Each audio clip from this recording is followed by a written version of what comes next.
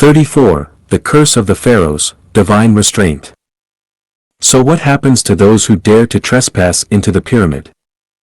According to the curse of the Pharaohs, all intruders will be killed, otherwise the secret will be leaked. But what is the curse of the Pharaohs? When excavators such as Carter entered a spacious room under the pyramid, they found a mud sculpture board that read, "Death will come on swift wings to those who disturb the peace of the king." Another statue had the inscription, "I am the one who is matched with the scorching heat of the desert," which forces tomb robbers to flee and is responsible for guarding the tomb of Tutankhamun. These two sentences are the curse of the Pharaohs. But does the curse really have an irresistible power? Let's look at some collected examples. The excavation leader Carnarvon fell ill soon after the tomb was opened on December 5, 1922, and died. His sister wrote in her memoirs, "Before he died, he had a high fever and kept shouting, 'I heard him calling me, and I'm going to join him.'"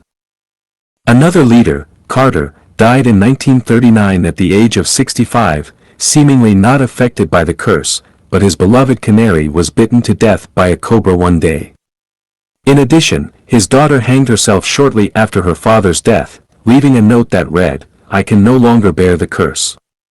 In addition, one of Carter's assistants died of lung disease suddenly one day, 3 years after the excavation work had taken place, and another assistant died suddenly at the age of 45 in 1929.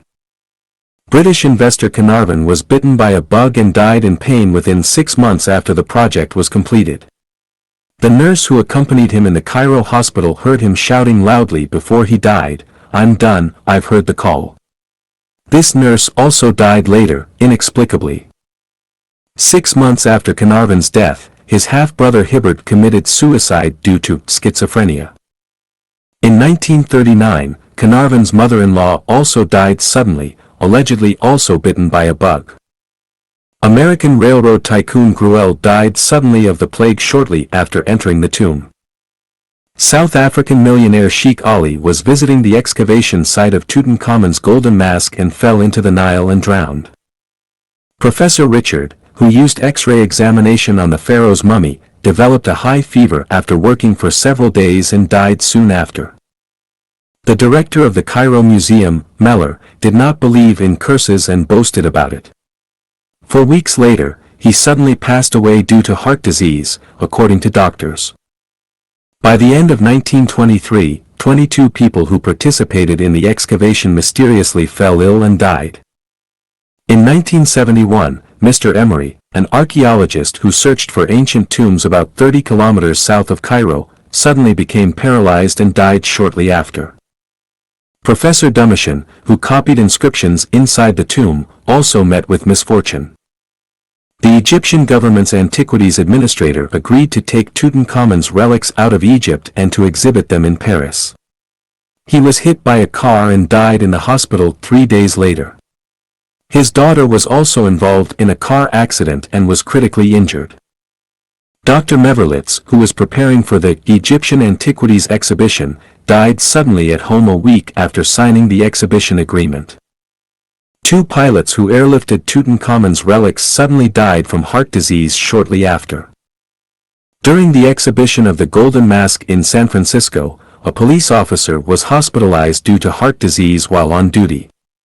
When asked about the reason, he said, "When standing in front of the mask, there seems to be something producing a force behind me, making me shiver." Mr. Moses, who helped to knock down a major wall, died from a disease similar to a nervous breakdown. Reed, who conducted the first X-ray examination of the pharaoh's body, an American billionaire Wolf, also died subsequently. According to research, at least 40 archaeologists' sudden deaths were related to the pharaoh's tomb. The above are just records of famous people's deaths. What about the rest of the unnamed participants? Many people must have died inexplicably without realizing the cause, but because they were unknown, no one investigated the cause of death. Before the discovery of Tutankhamun's tomb in 1923, around 1900, a stone sarcophagus was excavated from an ancient Egyptian tomb. The coffin was inscribed with the words, "Whoever touches this coffin will be in trouble or will be swallowed by seawater." Indeed, participants almost all died inexplicably one after another. Later, the stone coffin was purchased by an American millionaire and was put on the Titanic in March 1912, ready to be transported to the United States for exhibition. Unexpectedly, the Titanic hit an iceberg while sailing on the sea, and both the coffin and the ship were swallowed by seawater. Above are some information about the deaths of people related to the Egyptian tombs that have been collected. Whether this information is true or not, please judge for yourself. If you don't believe it, you can hug Tutankhamun's golden mask or personally visit the ancient tombs in Egypt to see what happens. Because the pyramids are the womb of human birth, there are countless mysteries inside. Once these mysteries are discovered, they will directly affect whether humans should continue to survive on Earth, just like the current cloning technology. If humans can be replicated on a large scale, it will directly threaten the balance of life in various spaces and disrupt the order of the reincarnation of life. Therefore, humans cannot take risks. If the dogs we raise at home gradually possess human intelligence, should we continue to raise them or execute them?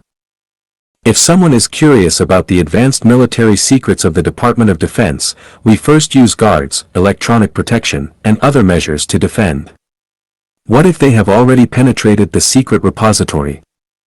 Are we going to let them walk away and leak the high-level secrets? Peeping into the secrets of others is a very dangerous act and a foolish behavior that brings trouble upon oneself. Depending on the level of secrecy, the explorer will face the fate of being threatened, tongue cut, eye gouged, imprisoned, or killed.